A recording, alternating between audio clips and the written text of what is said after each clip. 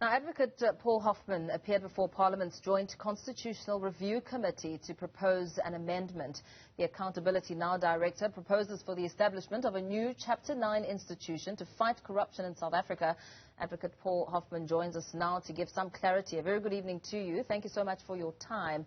In your call for a new Chapter 9 institution, you're essentially saying that you want an institution to investigate and prosecute serious corruption. How is this new institution going to be better than what we already have, like the Hawks, for instance? Yes. Thank you for the opportunity and good evening to your listeners. Well, the problem is that the Hawks are not working and cannot be expected to work to the level required when they are located within the police. The problem, on the other hand, with the National Prosecuting Authority is that in the process of state capture, that institution has been hollowed out and it is infested at upper levels with a large number of saboteurs whose job it is to see that dockets go missing or do not ever reach trial stage or are sabotaged in other ways.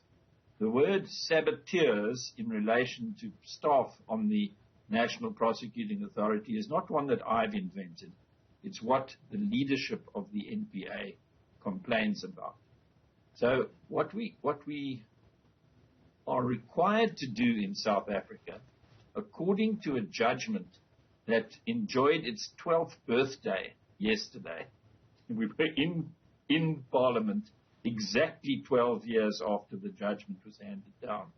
And that judgment of Justice Moseneke, who was then Deputy Chief Justice, and Justice Edwin Cameron, lays down in terms that bind the government the criteria for our anti-corruption machinery of state. And those criteria have become known as the STIRS criteria. Specialized, trained, independent, which politicians don't like, resourced, properly and in guaranteed form, and secure in tenure of office. If you have a STIRS-compliant anti-corruption body, you stand a much better chance of recovering the loot of state capture, of stopping COVID-premierism and raking back the money that the COVID-premiers have taken from us, and generally discouraging this culture of corruption with impunity that is abroad in the land.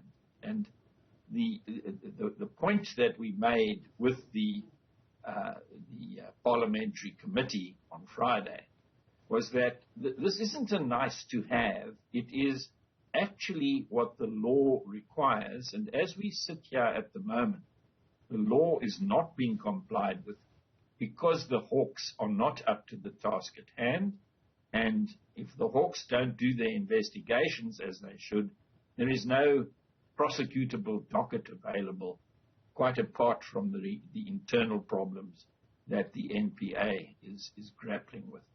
So the idea of moving to a Chapter 9 institution is to start with a fresh slate that deals with serious corruption only. We've suggested a 5 million rand cut-off point, but the Parliament could say 10 million.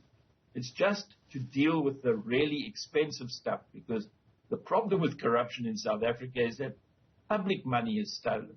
The money is stolen from the poor, money that is meant to roll out human rights and to alleviate poverty, inequality, and joblessness. That's the money that's being stolen, and that's what we've got to stop.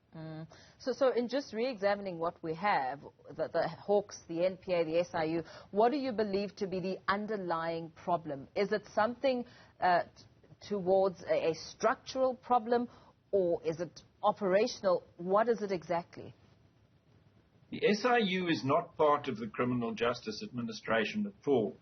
It only rolls into action if the President requests it to do a particular job. A proclamation is made. And often the work that is done by the SIU, and it does good work, it has to be duplicated by the Hawks, who do not have the same level of expertise as the SIU has developed over the years. So I would imagine that it is possible for the SIU to be the source of most of the personnel that would be in the new Chapter 9 institution. Some of the people in the new institution would be drawn from the better Hawks out there, who would then be freed of the constraints of having to report to the Minister of Police as a ordinary police unit. The NPA's problems are very difficult to cure in the short term, even in the long term. The problems are structural and operational. The NPA itself is not properly independent. The Minister of Justice has final responsibility for the NPA. The accounting officer of the NPA is not somebody in the NPA at all. It's the Director General of Justice. Similarly, structurally and operationally, the Hawks unit is simply another police directorate. And it comes with all of the problems, the baggage, the internal corruption, the structural and the operational constraints of working in a Department of State over which Minister Bheki Cele has the final say. Those problems can be obviated because all Chapter 9 institutions report to Parliament. They do not report to the executive branch of government.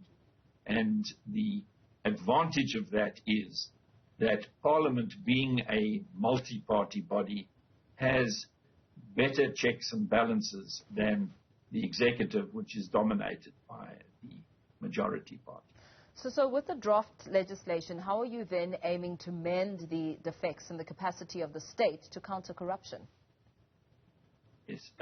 As matters stand at the moment, the type of expertise that is required to deal with serious corruption. Remember, we are aiming our Chapter 9 institution at the big corruption cases, not the cold drink money for traffic cops and that sort of corruption, the big stuff.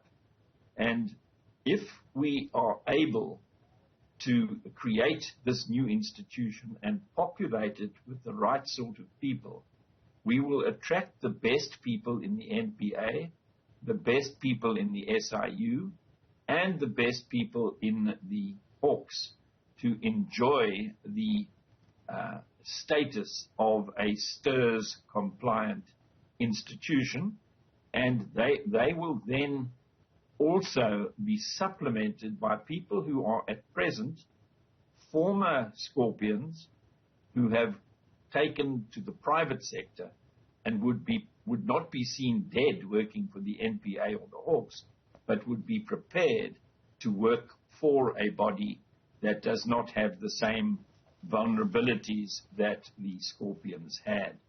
At the moment, the DA, the IFP, and the National Executive Committee of the ANC are all in favor of the creation of a new institution. Even the Cabinet is talking in terms of upgrading the investigating directorate of the NPA. Yeah.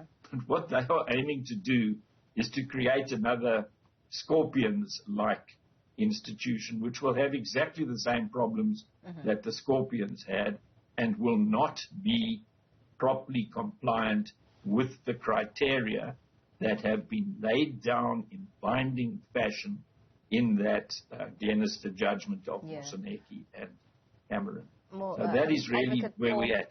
Hoffman, thank you so much for your time. I'm going to have to cut you short there, but thank you for your time.